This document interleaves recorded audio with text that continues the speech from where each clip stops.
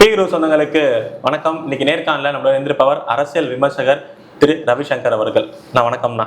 வணக்கம். வணக்கம். பெரிய பேசு பொருளா அமைஞ்சது என்னன்னா, அமெரிக்கா கோர்ட்டே அதானி அவர்கள் ஊழல் செஞ்சிருக்காரு. அந்தந்த அரசாங்கத்துல அந்தந்த மாநிலத்துல அவங்க ப்ராஜெக்ட் வரணும்னா இந்த அளவுக்கு லஞ்சம் லாவணியம் எல்லாம் கொடுத்திருக்காரு அப்படின்னு அமெரிக்கா கோர்ட்டே சொல்லிருச்சுன்னு எதிர்கட்சிகள், குறிப்பா காங்கிரஸ், கம்யூனிஸ்ட் எல்லாருமே பெருசா கொண்டு போனாங்க. பட் அதே அமெரிக்கா கோர்ட்ல அவரு அப்படிலாம் ஒண்ணுமே பண்ணலைங்க. கிட்டத்தட்ட நிரபராதி அப்படிங்கிற மாதிரி ஜட்ஜ்மெண்ட் வந்ததா செய்திகள் பார்க்குறோம். என்ன அதோட முழு விவரம்? அதுக்குதான் அமெரிக்காவில் இவங்க என்ன சொல்லிட்டாங்க, டிபார்ட்மெண்ட் ஆஃப் ஜஸ்டிஸ் இருக்கு. அவங்க டிபார்ட்மெண்ட் ஆஃப் ஜஸ்டிஸ் என்ன சொல்லிட்டாங்க, இந்த பர்டிகுலர் கேஸ், இந்த கேஸ் என்ன அப்படின்னா அதானே இவங்க மேலே இவங்க அங்கே இருக்கிற இந்தியாவில் இவங்க $600 மில்லியன் பாண்ட் இஷ்யூ பண்ணாங்க.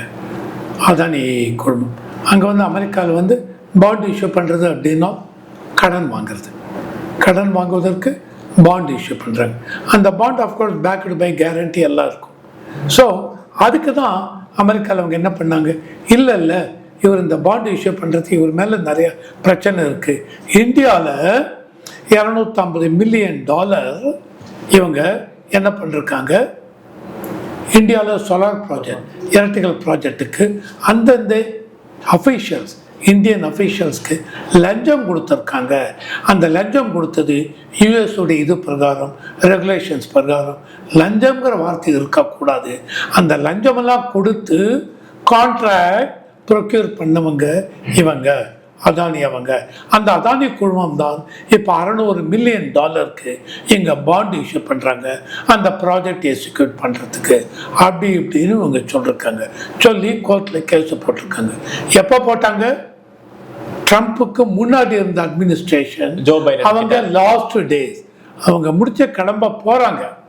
அந்த 2 மாதம் 3 மாதம் 4 மாதத்தில் அந்த சமயத்தில் போய் அதானி இவங்க மேலே கோர்ட்டில் கேஸ் போட்டாங்க. இந்த அளவுக்கு இவங்க பண்ணிருக்காங்க அப்படின்னு சொல்லிட்டு இன்டர்நேஷ்னல் லெவலில் நோட்டீஸும் கொடுத்து இவர் அமெரிக்கா எங்கேயும் போக முடியாது, is mobility has been totally curtailed, அந்த மாதிரி பண்ணிட்டாங்க. ஸோ அது இப்போ என்ன ஆயிடுத்து, 2025 ட்ரம்ப் வந்தார். இப்போது இவங்க என்ன பண்ணிட்டாங்க, நவம்பர் 2025 அந்த இதில் இல்லை அந்த அதே டிபார்ட்மெண்ட் ஆஃப் ஜஸ்டிஸ் இல்லை இது பழைய இது இவர் மேலே கொண்டு வந்து இதெல்லாம் just name and shame, exact word அவங்க யூஸ் பண்ணு, நேம் அண்ட் ஷேம். அவரை சும்மா ஒரு பெயரை சொல்லி கலங்க விளை வைக்கணும், அதுக்காக இதை கொண்டு வந்து தான். It's a name and shame. இதில் எந்த விதத்தில் நாங்கள் பார்த்தீங்கன்னு வச்சுங்க, டிபார்ட்மெண்ட் ஆஃப் ஜஸ்டிஸ் நாங்கள் அத்தனை 100 பேஜஸ், ஹண்ட்ரட்ஸ் ஆஃப் பேஜஸ், 100 இல்லை ஹண்ட்ரட்ஸ் ஆஃப் பேஜஸ் அந்த டாக்குமெண்ட், லீகல் காம்ப்ளிகேஷன் எல்லாத்தையும் நாங்கள் ஆராய்ந்தோம். அந்த டிஓஜி, டிபார்ட்மெண்ட் ஆஃப் ஜஸ்டிஸ், நிறைய அந்த கோர்ட் இவங்களெல்லாம் யார் யார் இன்வால்வ் ஆகிருக்காங்களோ இந்த கேஸில் அந்த அட்வொகேட்ஸ் இவங்க எல்லாரையும் விசாரித்தோம். எல்லாருமே சொன்னது, அதுக்கப்புறம் we formed a opinion, இல்லை அதானி குழுமத்தின் மீது எந்த விதத்திலையும் தவறான இது நடக்கவில்லை, தவறு அவங்க செய்யவில்லை, எந்த விதத்திலையும் செக்யூரிட்டி இன்ட்ரெஸ்ட், நேஷனல் இன்ட்ரெஸ்ட், யூஎஸோடைய நேஷனல் இன்ட்ரெஸ்ட்க்கு அகேன்ஸ்டாக அதானி குழுமம் ஈடுபடவில்லை. யூஎஸோடைய கம்பெனிஸ்க்கு அகேன்ஸ்டாக, கார்பரேட்ஸ்க்கு அகேன்ஸ்டாக அதானி குழுமம் ஈடுபடவில்லை. எந்த விதத்திலையும் செக்யூரிட்டி எக்ஸ்சேஞ்ச் வயலேஷன் அதானி குழுமம் ஈடுபடவில்லை. இதெல்லாம் பார்க்கும்போது இதையும் தாண்டி இந்தியா என்ன பண்ணிருக்காங்க, அவங்க அதானி குழுமம் இந்த ஆக்டிவிட்டீஸ்லாம் நாங்கள் சொன்னதுக்கப்புறம் கம்ப்ளீட்டாக இந்த இந்தியாவில் அந்த இவங்களுக்கு கார்பரேட் இவங்களுக்கு பணம் கொடுத்து, இந்தியன் கவர்மெண்ட் அஃபீஷியல்ஸ்க்கு $250 மில்லியன் பணம் கொடுத்து அந்த சோலார் ப்ராஜெக்ட் அதையெல்லாம் இவர் கான்ட்ராக்ட் வாங்கியிருக்கார் அப்படிங்கிறது, அதையும் இந்திய அரசாங்கம் எல்லாவற்றையும் விசாரித்து விட்டு இல்லை, இந்த மாதிரி ஒரு இதுவும் இவர் மேலே இல்லை அப்படின்னு சொல்லிட்டாங்க. இதையும் தாண்டி இது இந்திய மக்கள் சம்பந்தப்பட்டது, இந்தியாவில் நடந்தது, இதுக்கும் அமெரிக்கா என்ன சம்பந்தம்? ரெண்டாவது, இந்தியாவோட அமெரிக்காவுடைய அந்த judiciary, it does not have any judiciary jurisdiction over that. இதையும் தாண்டி அமெரிக்கா இவ்வளோ பணம் செலவு பண்ணி இந்த கேஸ் நடத்துறதுக்கு அந்த ரிசோர்ஸை அமெரிக்காக்குள்ள வேற ஏதாவது நல்ல விதத்தில் கன்ஸ்ட்ரக்டிவாக நீங்கள் செலவு பண்ணலாம். அதனால் எந்த விதத்துலையும் அதானி இவங்க மேலே சார்ஜஸ் எதுவும் கிடையாது அப்படின்னு சொல்லிட்டு அதற்காக அந்த ஒரு காரணத்துக்காக இந்த இதெல்லாம் நாங்கள் தள்ளுறோம். ஆனால் இதுக்கு சில கமெண்ட்ஸ் என்ன கொடுத்துருக்காங்க, இல்லை இது குவிட் ப்ரோக்கோ. என்ன குவிட் ப்ரோக்கோ அப்படின்னா, அதானி அமெரிக்காவில் ஜுடிஷியரிக்கே காசு கொடுத்துட்டாரா? இல்லை, இன்வெஸ்ட்மெண்ட் பண்ணுறேன்னு அப்படின்னு நியூஸ் வந்து பில்லியனோ என்னமோ பண்ண போகிறேன் அப்படின்னு, $3 பில்லியனோ என்னமோ சம்திங் டாலர்ஸ் இன்வெஸ்ட் பண்ணுறோம் அப்படின்னு. அதுக்காக இவங்க இதை தள்ளி வைத்து விட்டார்களோ. அதுக்கு டிபார்ட்மெண்ட் ஆஃப் ஜஸ்டிஸ் கிடையாது, முழுக்க இந்த இதை ஆராய்ந்து விட்டோம். ஆனால் அவர் மேலே எந்த விதத்திலையும் எந்த பிரச்சனையும் கிடையாது அப்படின்னு சொல்லிட்டாங்க. எனக்கு அதில் ஒரே ஒரு நெருடல் என்ன இருக்கு அப்படின்னா, தென் அந்த கோர்ட் என்ன பண்ணிருக்காங்க, இவருக்கு அந்த லைபிலிட்டி சார்ஜஸ் அப்படின்னு $270 மில்லியன் போட்டிருக்காங்க. அதானி குழுமத்து குற்றச்சாட்டு இல்லை, அதுக்கு எதுக்கு $270 மில்லியன் அப்படின்னு இவர் அதை கட்டுறேன் அப்படின்ட்டாரு. அது எனக்கு ஒத்துக்க முடியல. So this legal luminary they have to explain. என் மேல கேஸ் போடுறீங்க, நீங்களே சொல்லிட்டீங்க என் மேல ஒண்ணுமே இல்லை, எல்லாத்தையும் விசாரிச்சிட்டோம், எந்த கேஸும் இல்லைன்னு சொல்லிட்டு விட்ரா பண்ணிட்டீங்க. தென் why there is a statutory liability, why I should pay? தெரியல. that they have to clarify. இதையும் தாண்டி நீங்க பார்த்தீங்கன்னு வச்சுங்க, படத்துல அதானி குழுமத்து மேல இண்டன்பர்க் ரிசர்ச் ரிப்போர்ட். யார் டார்கெட் பண்றா அதானியை? அதானியை அவுட் அண்ட் அவுட் டார்கெட் பண்றது காங்கிரஸுங்க. அவங்களுக்கு என்ன அப்படின்னா, இந்த அதானியை இந்த விழுந்தம் ப்ராஜெக்ட்னு ஒன்று கொச்சினில் பண்ணாங்க. இன்னைக்கு அவ்வளோ பெரிய பெரிய ஷிப்பெல்லாம் அந்த விழுந்தன் ப்ராஜெக்ட் கொச்சினில் வந்து இது பண்ணுறது அவுட் அண்ட் அவுட் அந்த ப்ராஜெக்ட் அந்த அளவுக்கு ஆப்ரேஷனல் பண்ணி முடித்தது அதானி. ஆனா அங்க அந்த ப்ராஜெக்ட் வரப்ப கம்யூனிஸ்ட் ஆட்சியில இருந்தாங்க. அதே கம்யூனிஸ்ட் தமிழகத்துல காட்டுப்பள்ளி வரதுக்கு எதிர்த்தாங்க. இல்லை, ஒரு நிமிஷம் அங்கதான் சொல்ல வரேன்.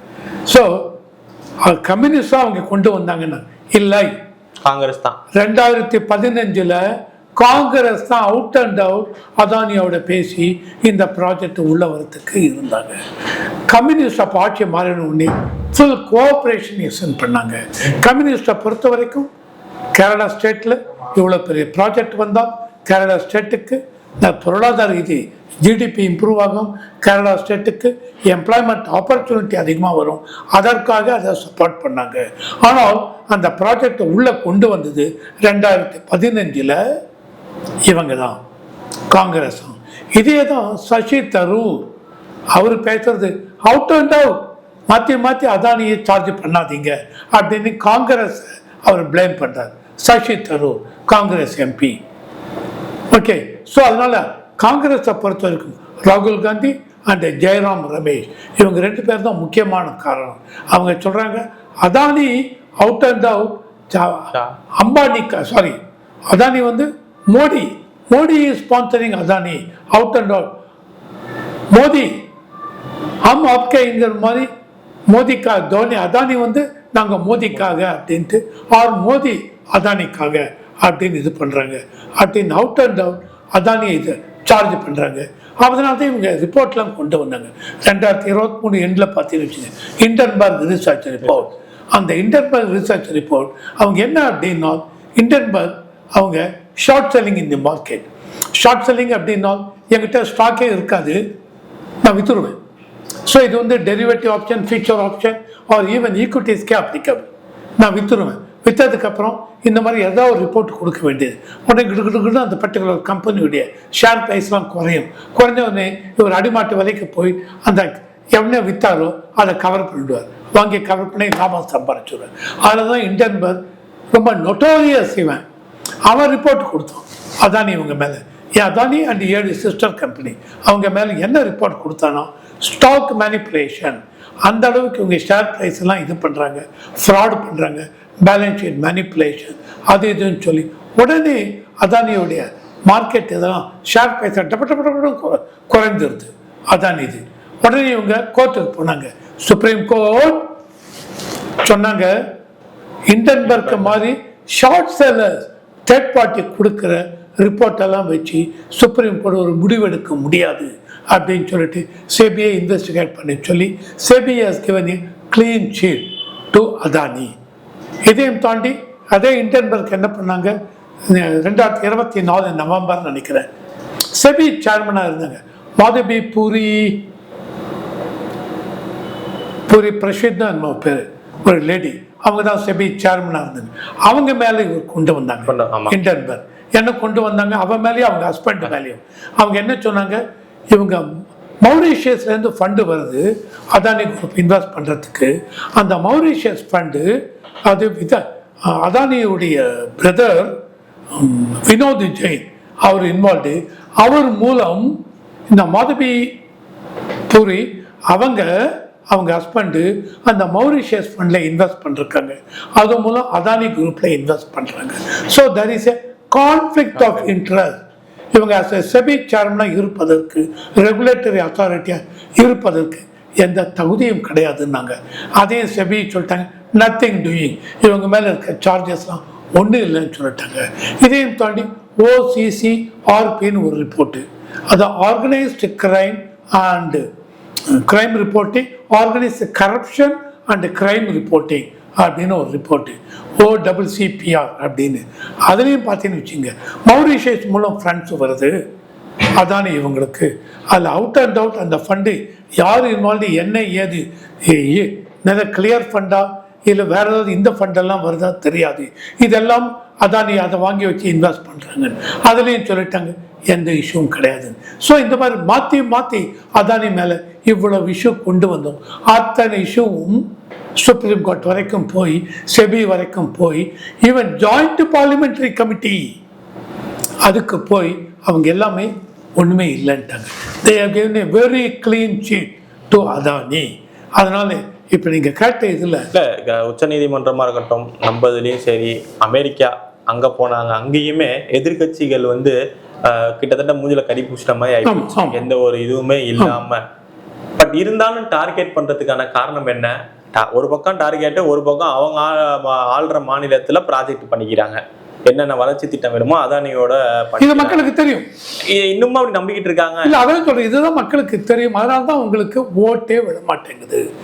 எடுத்துக்கங்க 2029 எலெக்ஷன், இப்போ 99 சீட் இருக்கு. காங்கிரஸ் 99 சீட்டு வருமா, இல்லை படைப்படி 40 சீட்டு போகிறதா பாருங்க. இந்த 2029 பார்லிமெண்ட் எலெக்ஷன்ல என்ன ஆகுது? மக்கள் சார் நீங்க மாற்றி மோடி அதானி அம்பானி ஏதான் சொல்றீங்க, என்ன பண்றீங்க நாட்டுக்கு? இப்போ நீங்க கேட்ட மாதிரி ராகுல் காந்தி எங்க இருக்காரு? இப்போ திடீர்னு வருவார். இப்போ நேற்று யூஎன்லேருந்து ஞாபகம் இருக்கா, அந்த 3 இவங்க மெம்பர்ஸ் சார் எக்ஸைஸே தப்பு அகைன்ஸ்ட் மைனாரிட்டி இது. சார் நீங்க சொல்லாதீங்க, நீங்க என்ன பார்த்தீங்க சொல்லுங்க பார்க்கலாம். 1 2 3 4 5 6 இதெல்லாம் தான் பிரச்சனை. மைனாரிட்டி கைண்ட் சொல்ல முடியுமா? எங்க இதில் சுப்ரீம் கோர்ட் அவனே வெஸ்ட் பெங்கால சொல்லிட்டாங்க, எந்த இஷ்யூ இல்லை, ப்ரொசீட். அவன் சொன்னா டைமும் கொடுத்தான். அத்தனை நியர்லி 350 400 ஜுடிஷியல் ஆஃபீஸர்ஸ் வச்சு யார் பேரெல்லாம் டெலீட் பண்ணீங்களோ அவங்க எல்லாருக்கும் சான்ஸ் கொடுத்து டாக்குமெண்ட் கொண்டாங்க, ரீஇன்ஸ்டேட் பண்ணுறோம். அப்பயும் 31 லட்சம் பேர் கொண்டு வர முடியவில்லை. யார் மேலே தப்பு இருக்கு சொல்லுங்க? சுப்ரீம் கோர்ட்டே கிளியர் பண்ணிட்டாங்க. இப்போ இன்னும் மற்ற ஸ்டேட்ல நடக்க போகிறது. ஸோ இது வந்து சும்மாவது இதில் என்ன ப்ராப்ளம் அப்படின்னா உடனே என்ன சொல்லுவாங்க, ஓட் சோரி, ஓட்டு திருடி விட்டார்கள், அதுலேயும் ஜெயிக்க மாட்டேங்க, அதுலேயும் ஜெயிக்க முடியாது. ஸோ சார் எக்ஸைஸ் இது எல்லாமே இவங்க காரணம். ஆனால் நீங்கள் ஜெயித்தீங்கன்னு வச்சுங்க, அப்போ என்ன பண்ணுவீங்க? ஒத்துப்பீங்களா? அப்போ நீங்கள் பார்ட்டிசிபேட் பண்ணாதீங்க, விட்டுருங்க. இல்லை சார் எக்ஸைஸ் அவங்க சொல்கிறாங்க 5 வருடம் முன்னாடி நடக்க வேண்டும். ஏன் இப்போ நடந்தால் உங்களுக்கு என்ன பிரச்சனை? இல்லை இப்போ அவசரம் வேண்டாங்க, பண்ண வேண்டாங்க, 2 வருஷம் எலெக்ஷன் நடக்க வேண்டாம், ஓகேவா, வெரி குட், அதாங்க எங்களுக்கு வேணும். ஆனால் நீங்கள் இருக்க முடியாது ஆட்சியில், 5 வருஷம் முடிஞ்சிருச்சு. உங்களுக்கு பதில் கவர்னர் ரோல், அதுக்கு ஒத்துக்க மாட்டாங்க. இதாங்க பிரச்சனை. ஸோ இதுதான் மக்களுக்கு காங்கிரஸ் மீது, ஆப்போசிஷன் பார்ட்டிஸ் மீது நம்பிக்கை போய்விட்டது. அந்த நம்பிக்கையை இவங்க கொண்டு வரணும்னா நாட்டுக்காக என்ன பண்ண போறீங்க? ஆப்போசிஷன் லீடர் கண்டிப்பாக அரசாங்கத்தை கிரிட்டிசைஸ் பண்ணணும், அரசாங்கம் கொண்டு வர இதெல்லாம் பண்ணுங்க. ஆனால் it should be constructive criticism. ஆகுனா எலெக்ஷன் அசம்பிளி ஆகட்டும் பார்லிமெண்ட் ஆகட்டும் நடத்த விடுறதில்ல, இது பண்ணுறது கேரவா பண்ணுறது, வெளியில் நிற்கிறது. ஆனால் பார்லிமெண்ட் என்ன பண்ணுறேன், பில்லை பாஸ் பண்ணிட்டு போயிட்டே இருப்பாங்க. அப்புறம் நாங்கள் இல்லை, யார் தப்பு, நீங்கள் உள்ளே போகணும். இதுதாங்க மக்கள். நான் பேசுறது ரொம்ப யதார்த்தமாக பேசுகிறேன். நீங்கள் என்ன பண்ணுங்க, மக்களுக்கு உங்களுடைய இதெல்லாம் கொண்டு வரணும். பார்லிமெண்ட் ஆரம்பிக்கிறதுக்கு முன்னாடி 1 hour முன்னாடி, அதுக்கப்புறம் மீதி ஹவர்ஸ் பார்லிமெண்ட்டில் ஸ்பெண்ட் பண்ணுங்க. பார்லிமெண்ட்டில் கன்ஸ்ட்ரக்டிவ் ரோல் ப்ளே பண்ணுங்க. பார்லிமெண்ட்டில் உங்கள் கிரிட்டிசிஸ்லாம் கொண்டாங்க. பில் இதில் டிபேட்டில் பார்ட்டிசிபேட் பண்ணுங்க. திரும்பி செகண்ட் டே மறுபடியும் 1 hour ப்ரொட்டஸ்ட் பண்ணுங்க. இதுதான் constructive way of running a parliament, running an assembly.